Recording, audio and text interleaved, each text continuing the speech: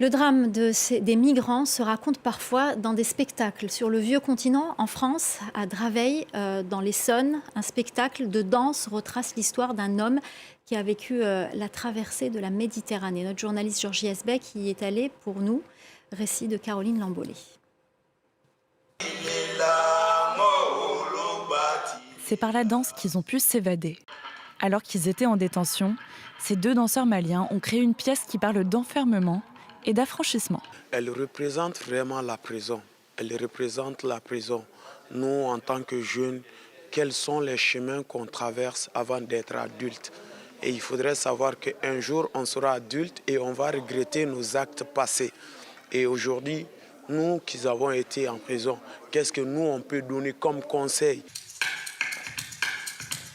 Après une première version donnée dans la cour de la prison centrale de Bamako, c'est à Draveil qu'ils se sont produits pour une soirée mêlant danse, art plastique et théâtre. Ça ne vaut pas une vie.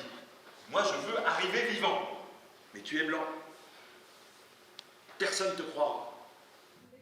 Aussi à l'honneur, le récit de la traversée de la Méditerranée du journaliste italien Fabrizio Gatti dans son livre Bilal sur la route des clandestins. Il a mis aussi une poésie à l'intérieur, il y a une dimension humaine, presque de romancier, tout en gardant pourtant des faits qu'il a vécus, puisque c'est toute son histoire qu'il raconte à l'intérieur de ça, enfin l'histoire qu'il a vécue en venant de l'Afrique, en se faisant passer pour un migrant, pour arriver jusqu'à Lampedusa. Une traversée racontée aussi par ses sculptures de l'artiste Aude Bernabé.